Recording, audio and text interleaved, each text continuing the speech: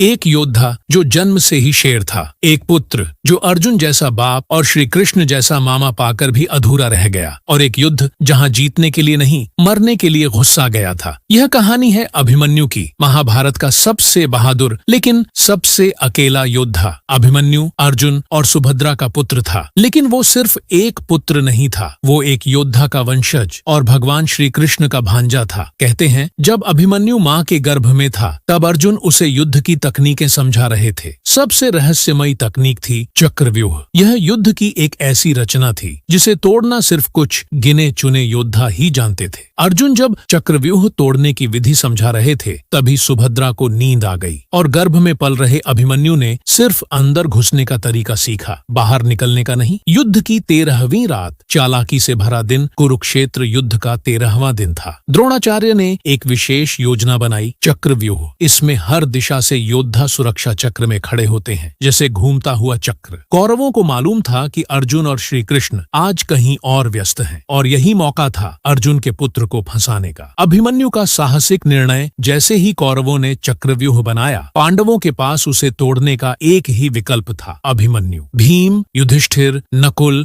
और सहदेव चिंतित थे। युधिष्ठिर बोले, अभिमन्यु तुम अंदर तो जा सकते हो, पर बाहर कैसे आओगे? अभिमन्यु मुस्कुराया और बोला, मामा श्री कृष्ण ने कहा है, वीर वही है जो अपने धर्म के लिए प्राण भी दे दे। अगर मैं लौट नहीं पाया तो भी मेरे प्राण मातृभूमि पर न्योछावर होंगे। सभी स्तब्ध थे। एक 16 साल का बालक, इतना अडिग निर्णय। चक्रव्यूह में प्रवेश बिल्कुल सुबह के समय। अभिमन्यु ने अपने रथ का ध्वज उठाया और चक्रव्यूह में घुस गया। एक के बाद एक दुर्योधन, कर्ण, दुशासन, शल्य, कृपाचार्य सबको पीछे धकेल दिया। उसके तीरों की बौछार देखकर दुश्मन भी सहम उठे। उसके वारों में अर्जुन की सटीकता और श्री कृष्ण की चपलता थी। जब अभिमन्यु अकेला पड़ गया, भीम और युधिष्ठिर जैसे योद्धा भी चक्रव्यूह में उसके पीछे न जा सके, क्योंकि जयद्रथ ने द्वार बंद कर दिए। जयद्रथ ने एक वरदान के चलते बाकी पांडवों को रोक लिया। अब अभिमन्यु पूरी तरह अकेला था, पर फिर भी उसने पीछे हटना नहीं चुना। वो जानता था कि वो मरेगा, पर वो यह भी जानता था कि अगर वो नहीं लड़ा तो धर्म हार जाएगा। एक वीर की असहनीय मौत। दुर्योधन ने सबको आदेश दिया, अभिमन्यु को अकेले मत छोड़ो, सब एक साथ वार करो। एक योद्धा पर 7 महारथियों ने हमला किया। शास्त्रों में इसे अधर्म कहा गया। उसका रथ टूट गया, सारथी मारा गया, घोड़े काट दिए गए और धनुष भी टूट गया। फिर भी वो अकेला खड़ा था, गदा लेकर, पैदल। दुशासन का पुत्र उसके आखिरी प्रतिद्वंद्वी बना और अंत में एक बेशर्म वार के साथ उसने अभिमन्यु को मार डाला। अर्जुन जब युद्ध से लौटा और उसे यह समाचार मिला तो उसका कलेजा चीर गया। उसने प्रतिज्ञा ली, कल सूर्यास्त से पहले मैं जयद्रथ को मारूंगा। यदि ना मार सका तो खुद अग्नि में प्रवेश कर जाऊंगा। यह प्रतिज्ञा ही महाभारत के सबसे महत्वपूर्ण मोड़ों में से एक बनी। चक्रव्यूह, एक रहस्य, एक दुविधा। चक्रव्यूह सिर्फ एक रणनीति नहीं था, यह एक ऐसी युद्ध प्रणाली थी जो मनोबल, साहस और बुद्धिमत्ता की परीक्षा थी। पर क्या एक 16 साल का लड़का इसका सामना अकेले कर सकता था? कुछ विद्वान कहते हैं यह केवल युद्ध नहीं था, यह एक साजिश थी। कुछ मानते हैं यह अभिमन्यु की नियति थी, एक आदर्श योद्धा बनकर बलिदान देना। अभिमन्यु मरा नहीं, वो अमर हो गया। वो महाभारत का ऐसा नायक बना जिसकी बहादुरी हर युग में याद की जाती है। आज जब कोई निडर होकर अन्याय के सामने खड़ा होता है तो कहीं न कहीं उसकी आत्मा में अभिमन्यु बसता है। अभिमन्यु वो था जिसने अकेले चक्रव्यूह को चीर दिया और मरते हुए भी धर्म की ज्वाला को जीवित रखा। आज अगर हम उसकी कहानी पर रोते हैं तो समझो वो वीर गति सार्थक हुई। क्या आप मानते हैं कि अभिमन्यु के साथ अन्याय हुआ? कमेंट में लिखें जय अभिमन्यु। वीडियो को लाइक करें, सब्सक्राइब करें हमारे चैनल को पौराणिक कहानियों के लिए, और शेयर करें उन सभी के साथ जो सच्चे वीरों की कहानियां सुनना चाहते हैं। धन्यवाद।